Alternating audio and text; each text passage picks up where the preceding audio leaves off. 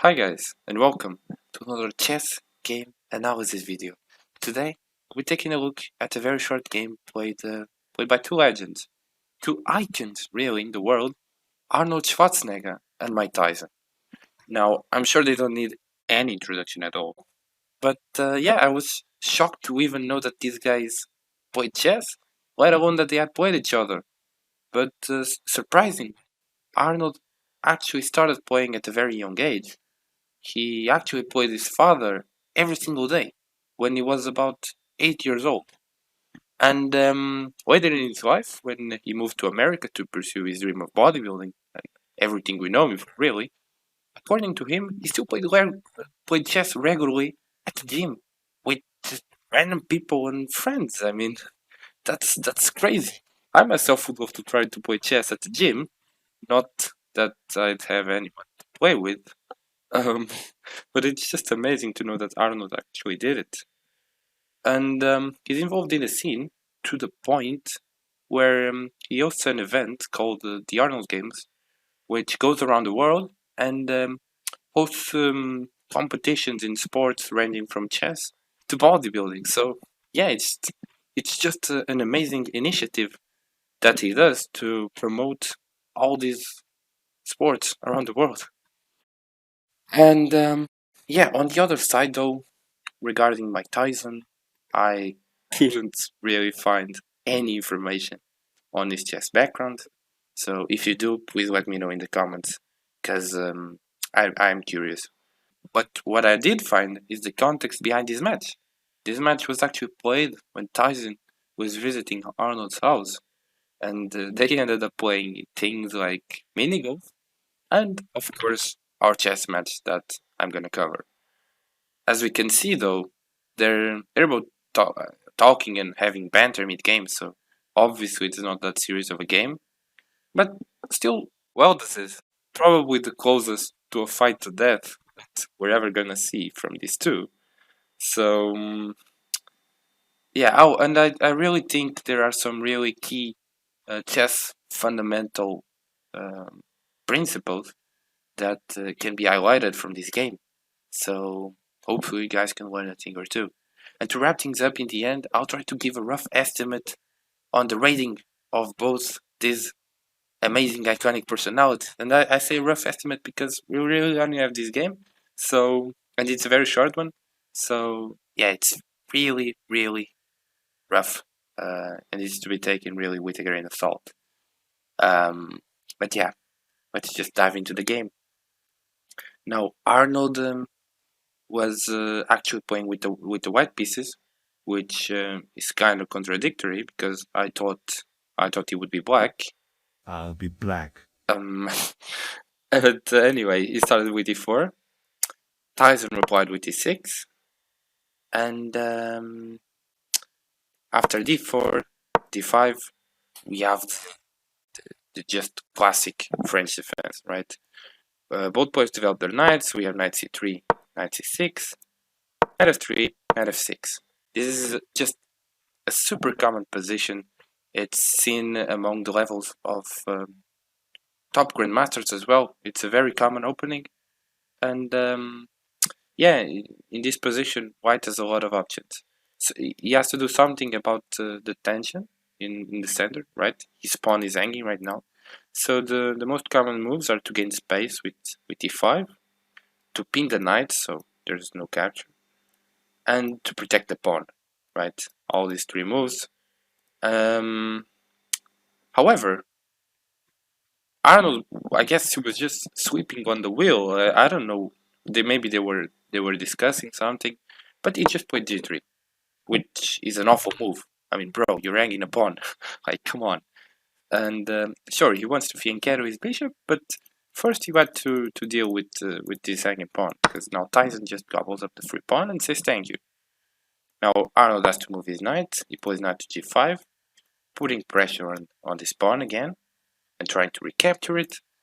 And I mean, Tyson is given another free pawn, so he captures it. He gobbles another free pawn. You can't judge the man. And now Arnold is faced with a choice, right? He has both these knights aiming towards pawn and he has to choose which one he's going to use to take it. He chooses to go with the c1, which is another mistake, because I mean now you're left in this awkward position where this knight is putting pressure on this one, and this is the only defender. So Tyson takes advantage of this and plays h6, because now if this knight is to move, Tyson just wins a free piece. However, there are still some options for white to continue playing the game on with on a pawn, still with a disadvantage, right? But it isn't the end of the world. However, I think we can already consider this the critical position of the game, and you can learn something from this, because a very common mistake beginners make is that they tend to simplify the position whenever they have any opportunity to do so. They try clarifying everything to make it simpler to play and often go for forcing moves so that they limit the number of responses their opponent has, right? I mean, that way they have to worry about less things, and at first sight, it might seem okay, but in actuality, most of the times it isn't. Because the forcing move in this position, and maybe the first thing that comes to mind, is trading the knights, queen captures, and then you move this knight somewhere, right? However, you're just helping black develop and get his pieces into the attack. I mean, if you were to take with the other knight, none of this would happen, right? I mean, there's no h6, so it's kind of difficult. It's not that easy for black to seize the initiative. However, right in the game we have this, we have h6, and the thing is, since you cannot go for this move, you have to think outside the box, right? You have to find a counter-attacking move. You can go with something like c3 or bishop e3, or even knight f3, just putting pressure on this knight.